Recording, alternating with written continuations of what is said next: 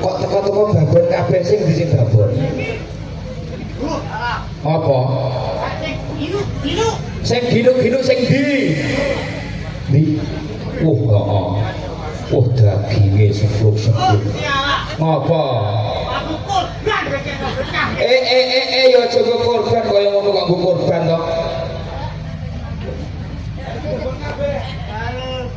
Halo. Iki kenal.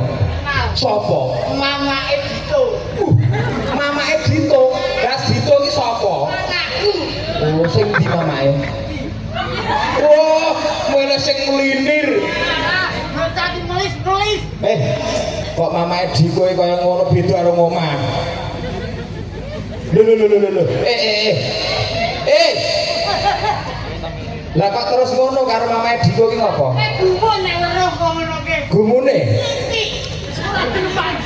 Dadi umpama jenengan pirsa sing ngono, kenis-kenis, melinir, terus ngono.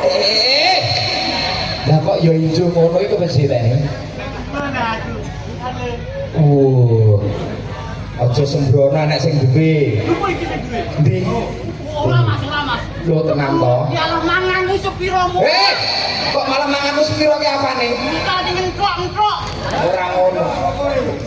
Iki pratandane iki ayam tentrem. Oh, ayam tentrem. Dadi ledar ya dadi daging. Syukur Kanthi Lila. Beda karo kowe. Mangan sepira-pira kok entek ning. Oh, ngene iki saking prihatine le. Lho, prihatine gede. Walah. Dadi prihatin apa tenan ora enek sing dipangan. Kok dene kok le prihatin jane ora enek sing dipangan. Apa? Sapa? Kae iki sing ndi? Tengah iki sajane blekenek tiba warek. Lho, sing tengah blekenek tebo warek. Apa apa? Apa sih? Oh, aku ora wani-wani. Aku mundur aku ora wani-wani. Ngopo Mama Dito?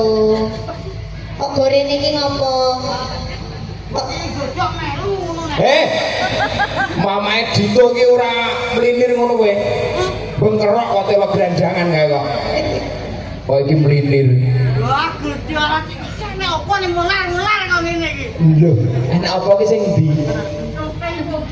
Ora iki ndak ora sanggo gamelan. Nyanyi. Yo. Kenalan kebongan. Tunggale Gemine kaya apa? Aus.